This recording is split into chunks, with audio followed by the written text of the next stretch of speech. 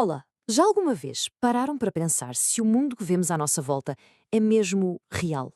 É uma pergunta pesada, eu sei, mas hoje vamos mergulhar numa das ideias mais fascinantes de toda a filosofia, a alegoria da caverna de Platão, e vamos ver como é que ela, ainda hoje, abala a nossa percepção da realidade. E para começar, nada melhor do que as palavras do próprio Platão. Isto define o tom perfeito para o que vamos falar. É um convite à humildade, um lembrete de que aquilo que achamos que sabemos, se calhar é só a pontinha do iceberg. E é aqui que tudo começa. A nossa compreensão do mundo vem do que vemos, do que ouvimos, do que tocamos, mas e se não pudermos confiar nisso? E se os nossos sentidos nos estiverem a pregar uma partida? Esta era a grande inquietação de Platão. Ok, vamos aprofundar isto. Platão, que foi aluno de Sócrates, tinha esta convicção muito forte. Os nossos sentidos não são de fiar. Para ele, o verdadeiro caminho para a verdade não era através do que se vê ou do que se toca. Era através da razão, do pensamento puro. E ele fez uma distinção que é absolutamente crucial. De um lado temos a episteme. Pensem nisso como conhecimento a sério, aquele que se atinge pela lógica, pela razão. Do outro lado temos a doxa, que é basicamente a opinião, aquilo que vem da nossa experiência do dia-a-dia. Para Platão, quem confia só nos sentidos fica preso no mundo da doxa, o mundo de crenças e incertezas. Então, se os nossos sentidos nos enganam, onde é que está a realidade verdadeira? A resposta de Platão é, bem, é radical. Ele disse que não existe um, mas sim dois mundos que juntos explicam a nossa existência. Vejam só. O mundo sensível é este onde nós estamos agora. O mundo físico que percebemos com os nossos sentidos. É material, está sempre a mudar, é imperfeito. Mas, segundo Platão, para lá deste mundo existe o mundo inteligível, o mundo das ideias. E este, sim, é um reino perfeito, eterno, que não muda.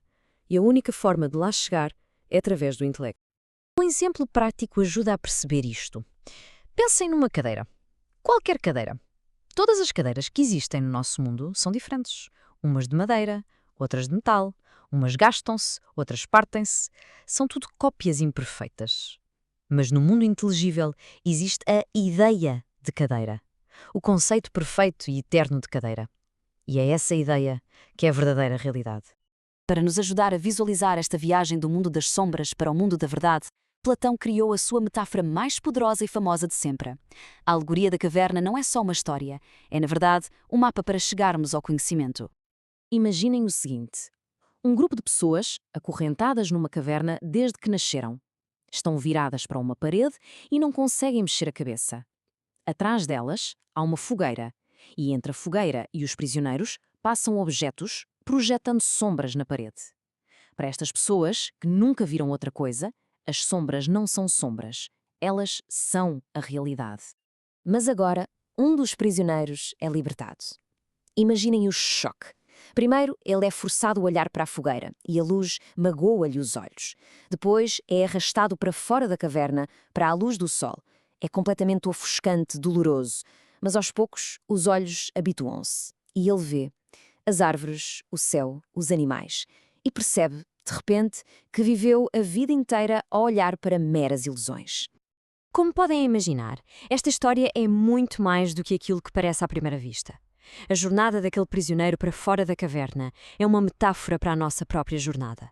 A jornada do filósofo de qualquer um de nós, para longe da ignorância e em direção à verdade.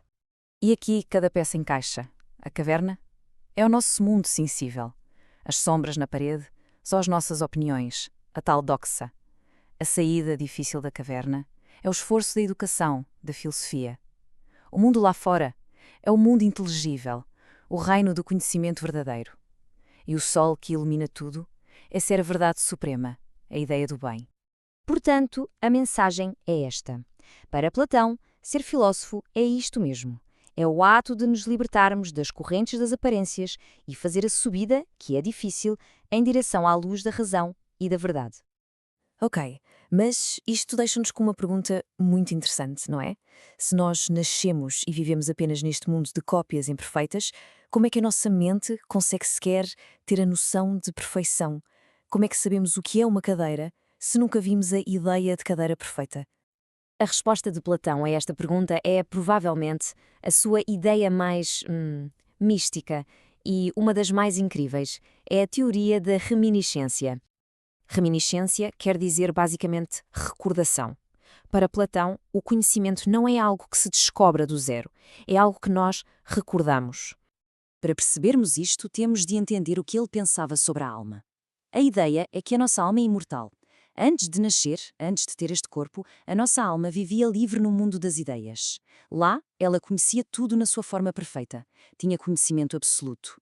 Mas o processo de nascer, de ficar presa num corpo, foi tão traumático que a fez esquecer tudo. E esta é a conclusão fantástica da teoria. Sempre que aprendemos alguma coisa, não estamos a descobrir nada de novo. Estamos, através do uso da razão, a puxar o véu do esquecimento e a lembrar-nos do conhecimento perfeito que a nossa alma já tem lá guardado. Conhecer é, na verdade, recordar. E para terminar, fica uma pergunta para pensarmos. No nosso mundo cheio de ecrãs, de redes sociais, de realidades virtuais, quais serão as nossas sombras na parede? A filosofia de Platão, com mais de 2 milénios, continua a ser um desafio brutal para questionarmos aquilo que aceitamos como real. Fica a pergunta: o que é que nos pode estar a escapar?